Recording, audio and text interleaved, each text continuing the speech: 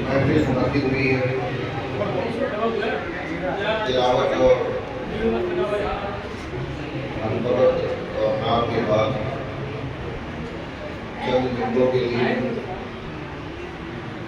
تقریر کی حاضر مجھے کہا گیا۔ سرکاری غوث اعظم رضی اللہ تعالیٰ عنہ کے بارے میں کتابات، ان کے چرچے، ان کے تذکرے آپ مشکل سے سنتے رہے اور زندگی رہی تو آئندہ بھی سنتے رہیں گے۔ اللہ تبارک و تعالیٰ نے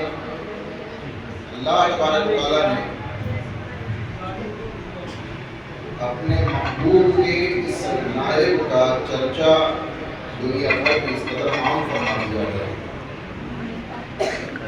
کبھی کبھی تو ہمارا وجدان کہتا ہے کہ ذکر مصطفیٰ اور ذکر صحابہ و اہل بیت کے خلاف اگر کسی فرد واحد کا چرچا اور تذکرہ دنیا میں سب سے زیادہ ہوتا ہے تو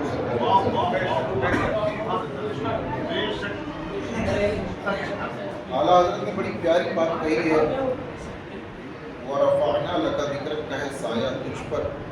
سرکاری غوث اعظم کے بارے میں کہا کہ سرکار کی جو شان ہے سرکار اقدس کی، وَرَفَعْنَا لَكَ ذِكْرَكَ، اے محبوب ہم نے تمہاری خاطر تمہارے ذکر کو بلند فرما دیا۔ جو سرکار اقدس صلی اللہ تعالیٰ علیہ وسلم کی شان ہے اس کا سایہ، اس کی تجلی آپ پر پڑی ہے اور اللہ تبارک و تعالیٰ نے آپ کے ذکر کو بلند فرما دیا۔ وَرَفَعْنَا لَكَ ذِكْرَكَ کا ہے سایہ تجھ پر، بول بالا ہے تیرا ذکر ہے اونچا۔ ہم لوگ بارہ یہ سعادت پاتے ہیں اور اللہ نے زندگی میں اگر لکھا ہوگا تو آئندہ کی سعادت ملے گی کہ ذکر غوث پاک کی محفلوں میں اللہ تبارک و تعالیٰ ہمیں ہم پر فضل فرماتے ہوئے ہمیں موقع عنایت فرماتا ہے کہ غوث پاک کا چرچا کریں اور ان کی حیات پاک، ان کی سیرت، ان کے کردار اور ان کی تعلیمات، ان کے کشف و کرامات کے سلسلے میں ہزاروں گوشے ہیں جن پر باقاعدہ تقریریں کی جا سکتی ہیں اور الحمدللہ درجنوں گوشوں پر تقریریں ہم سب نے کی بھی ہیں اور آپ نے سنی بھی ہوں گی۔ ابھی میں بیٹھا تھا تو مجھے خیال آیا کیا میں بولوں، تو سرکاری غوث پاک کا ایک لقب یاد آیا، روشن ضمیر۔ روشن ضمیر بچے بھی سنتے رہتے ہیں پیر دستگیر روشن ضمیر، جی خیال آیا کہ روشن ضمیر کیا ہے؟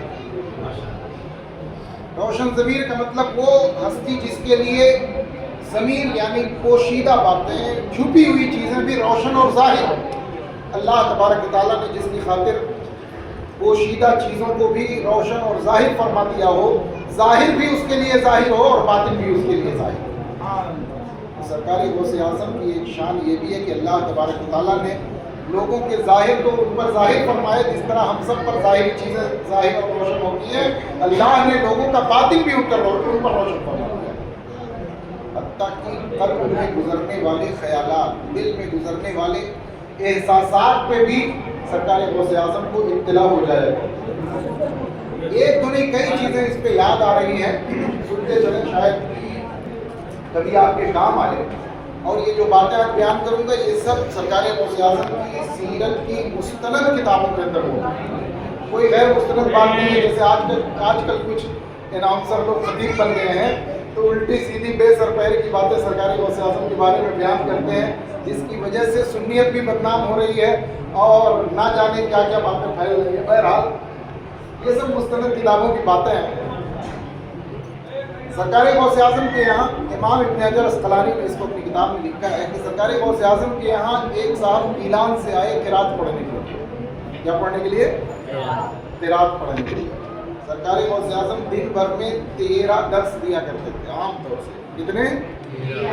13 درس، اور وہ بھی ایک فن کا نہیں کہ مثلا تفسیر لے لیا تو دن بھر تفسیر پڑھا رہے نا، تفسیر کا درس الگ، اس کا وقت الگ ہوتا تھا، فقہ کا وقت الگ ہوتا تھا، حدیث کا وقت الگ ہوتا تھا، اسی طرح سے قرات کا وقت بھی الگ آپ نے متعین فرما رکھا تھا۔ ظہر کی نماز کے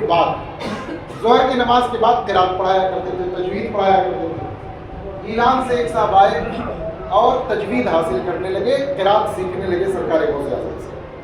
سرکار غوث اعظم کا طریقہ یہ تھا کہ آپ نے فرما دیا تھا کہ میرے مصلے کے پاس لا کر کے اپنی کتابیں رکھ دینا، جس کی کتاب پہلے رہے گی اس کو پہلے پڑھاؤں گا۔ اب قرات پڑھنے والے جانتے ہیں جب تک استاذ ایک طالب علم پہ فردن توجہ نہیں دے گا، طالب علم ماہر کبھی نہیں ہو سکتا ہے۔ ہر طالب علم پہ فردن توجہ دینا ضروری ہوتا ہے، اس لیے سرکار غوث اعظم ایک کر کے طالب علم کو پڑھایا کرتے تھے۔ وہ ایران سے جو آئے تھے، اب ظاہر سی بات ہے اگر بہت دیر کرتی ہے، لاپرواہی برتی تو پھر تو ناغہ ہوا۔ اور آج کل کے تم جیسے طالب علموں کی طرح تو حضرات ہوتے نہیں تھے کہ جتنے ناغہ ہو جائے اتنے بڑھیا ہے، نہ پڑھنا پڑے تبھی ٹھیک ہے۔ تو وہ حضرات کوئی سبق چھوٹنے دینا گوارا نہیں کرتے تھے، اس قدر ذوق و شوق کے ساتھ درس میں شریک ہوا کرتے تھے۔ فرماتے ہیں کہ میں، وہ جو طالب علم تھے فرماتے ہیں کہ میں سویا ظہر کے پہلے اور بدخوابی مجھے ہو گئی، میں ناپاک ہو گئی۔ ظاہر سی بات ہے کس کے اوپر غسل فرض ہے، کس کے اوپر بھی چہرہ دیکھ کے تو کوئی نہیں بتا سکتا، یہ ایک امر باطن ہے، چھپی ہوئی چیز ہے۔ فرماتے ہیں مگر جو ذوق تھا میرے اندر اس نے گوارا نہ کیا کہ میں انتظار کروں اور جاؤں مصروفیات میں مشغول ہو جاؤں اور نہاؤں اور کپڑے وغیرہ دھوؤں، اس لیے میں نے جس طرح بھی ممکن تھا کتاب لے جا کر کے رکھی اور اس امید میں رہا کہ درس تجوید کا کوئی دیں گے تو کوئی قاعدہ مجھ کو سمجھا دیں گے، قرآن چھونا بھی نہیں پڑے گا، پڑھنا بھی نہیں پڑے گا، تو اس حالت میں بھی میرا درس ہو جائے گا۔ حالانکہ ہو جاتا، کوئی شرعاً ناجائز بات نہیں ہوتی، نہ قرآن چھونا پڑ رہا تھا نہ کوئی اور بات تھی، تو اصول یا ضابطہ یا قاعدہ قانون کوئی سمجھانا ہوتا سمجھا دیتے تھے سرکار غوث اعظم۔ لیکن اللہ نے انہیں روشن ضمیر بنایا، باطن میں مطلع بنایا۔ فرماتے ہیں کہ میری کتاب سب سے پہلے تھی، ظہر کی نماز کے بعد جب سرکار غوث اعظم تشریف لائے پڑھانے کے لیے، مجھ کو دیکھا تو دیکھتے ہی فرمایا جا، قم، اٹھ، جا چلا۔ فرماتے ہیں میں فوراً ہیبت کے ساتھ کھڑا ہو گیا اور سمجھ گیا کہ اللہ تبارک تعالیٰ نے میرا باطن غوث پاک پہ ظاہر فرما دیا ہے اور ان پر روشن ہو چکا ہے کہ میں اس وقت جس حالت میں ہوں اس حالت میں پڑھنے کے لائق نہیں ہوں۔ انہوں نے حکم دیا قم، میں اٹھ کے گیا، غسل کر کے آیا، اس کے بعد سرکار غوث اعظم نے مجھے درس دیا۔ یہ ہے باطن پہ، یہ آدمی کی باطنی کیفیت اور باطنی اور پوشیدہ حالات پہ بھی اللہ تبارک تعالیٰ انہیں مطلع فرما دیتا ہے۔ ایک اور صاحب تھے، وہ کہتے ہیں کہ مجھے غوث اعظم سے کوئی عقیدت نہیں تھی، غوث اعظم سے کوئی عقیدت نہیں تھی، میں بغداد میں رہتا تھا لیکن کوئی خاص عقیدت نہیں رکھتا تھا۔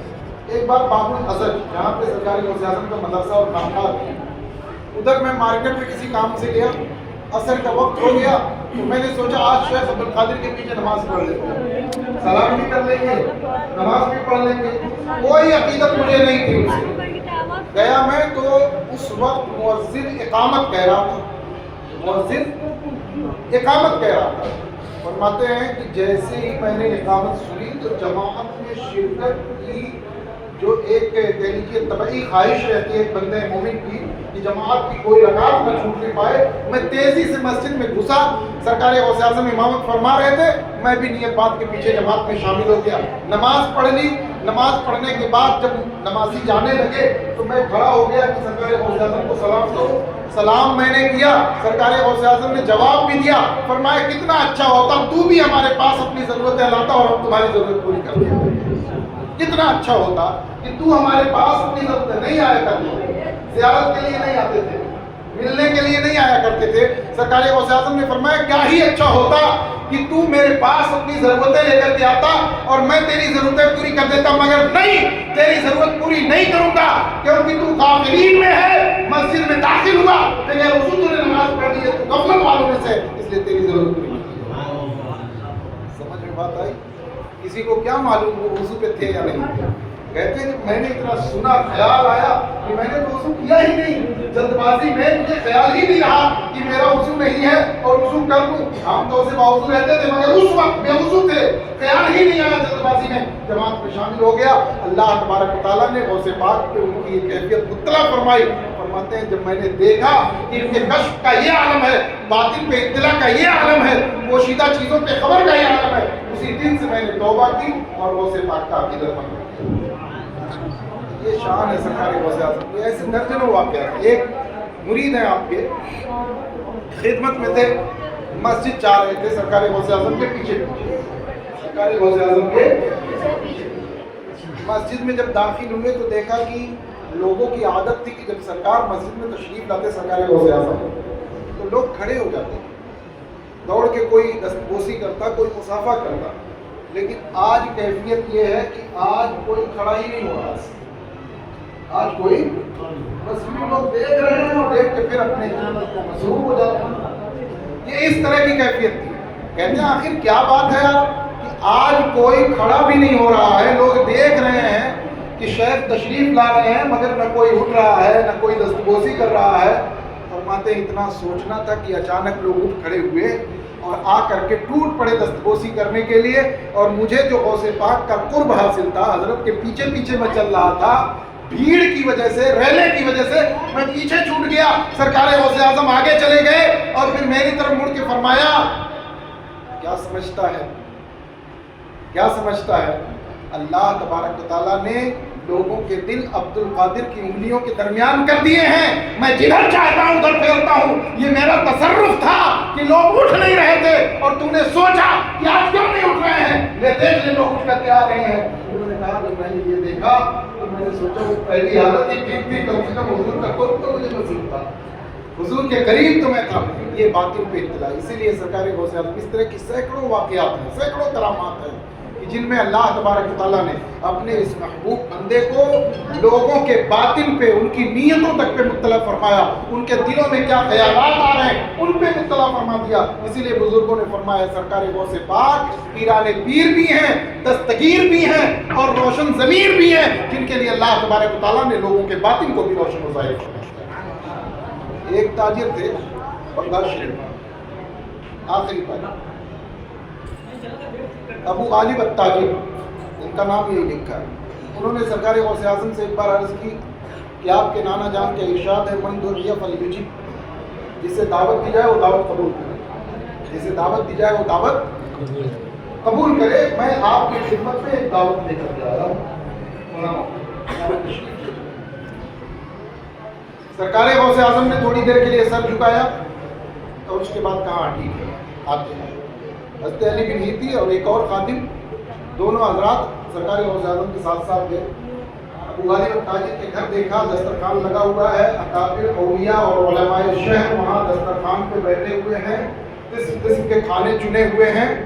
सरकार गौसे आज़म जैसे ही दस्तरखान के करीब पहुँचे सब लोग ताज़ीम में खड़े हो गए और उसके बाद जैसे ही बैठे अबू गालिब अत्ताजिर ने इशारा किया अपने दो नौकरों को, वो एक बड़ा सा टोकरा उठा करके दस्तरखान के किनारे ला करके रखे। दोनों लोग सरकार गौसे आज़म समझ गए दावत का मकसद क्या है, या यूं कह लो समझ गए, या यूं कह लो अल्लाह तबारक व तआला ने मकसद दावत पे उन्हें मुत्तला फरमा दिया। अपने खादिमों से हज़रत इमाम अली बिन हीती से फरमाया और दीगर दूसरे खातिम से फरमाया कि ले करके आओ टोकरा। टोकरा ले करके आए और टोकरे का वो खुलवाया। उसके अंदर अबू गालिब अत्ताजिर का एक पैदाइशी नाबीना बेटा था, जो पैदाइशी अंधा था, पैदाइशी अंधा, अपाहिज, कोढ़ी, मफलूज, फालिज ज़दा, ये चार चीजें, चार बीमारियां उसके अंदर थी। कोढ़ी भी था, मफलूज भी था, फालिज की बीमारी भी थी, चल फिर नहीं सकता था और पैदाइशी अंधा था उसके अंदर था। सरकार गौसे आज़म को अल्लाह तबारक व तआला ने अबू गालिब अत्ताजिर की नीयत पे मुत्तला फरमा दिया कि इस दावत का मकसूद है कि अल्लाह तबारक व तआला इस बच्चे को शिफा अता फरमा दे। इनकी बरकत से सरकार गौसे आज़म ने सिर्फ एक जुमला फरमाया, खोला खुलवाया उसका ढक्कन और फरमाया कुम बिइज़्निल्लाहि मुआफ़न, अल्लाह के हुक्म से सेहतियाब होके खड़ा हो जा। किताबों में लिखा है फौरन वो बच्चा खड़ा हो गया। ये है गौसे आज़म। इज़्निल्लाह मामूली बात है कि कह देना अल्लाह के हुक्म से खड़ा हो जा। जुबान अब्दुल कादिर की है मगर हुक्म अल्लाह तबारक व तआला का है। हुक्म इलाही यहाँ नाजिल हो रहा है। सरकार गौसे आज़म कोई वही नाजिल नहीं होती थी मगर उनके कल्बे شیطان پہ رب کی تجلی ہوتی تھی، رب کی جانب سے اذن ملتا تھا عبد القادر یہ کر، عبد القادر وہ کرتے تھے، اللہ تبارک و تعالیٰ اسے پورا فرما دیا کرتا۔ صحت یاب ہو گیا، سرکار غوث اعظم فوراً مجلس سے اٹھے دسترخوان سے اور گھر تشریف لے، کھانا نہیں تناول کرنا، کیونکہ وہ جان رہے تھے اس دعوت کا۔ یہ شان ہے سرکار پیران پیر روشن ضمیر دستگیر کی، اللہ تبارک و تعالیٰ نے انہیں روشن ضمیر بنایا، دستگیر بنایا۔ اب ان سے مدد مانگنے والوں کی وہ مدد بھی فرماتے ہیں، خود فرمایا آیت کریمہ فرمایا اللہ تیرے رب کی عطا سے ہم سب کی مدد کرتے ہیں، ان کی بھی کرتے ہیں ان کی بھی کرتے ہیں، کوئی محروم نہیں مانگنے والا تیرا۔ اگرچہ یہ شعر مصرع سرکار خواجہ غریب نواز کی شان میں علامہ حسن رضا نے کہا ہے، مگر یہاں بھی وہ صادق ہے، بدرجہ اولا صادق ہے کہ اسے پاک آپ سے مانگنے والا کوئی محروم نہیں رہا۔ اللہ تبارک و تعالیٰ سے دعا ہے کہ اللہ پاک ہمیں جب تک زندہ رکھے سرکار غوث پاک کی غلامی میں زندہ رکھے، ان کی عقیدت و محبت ہمارے دلوں میں قائم دائم رکھے، اور ہمیں اپنی نسلوں کی سچی تربیت کرنے کی توفیق عطا فرمائے۔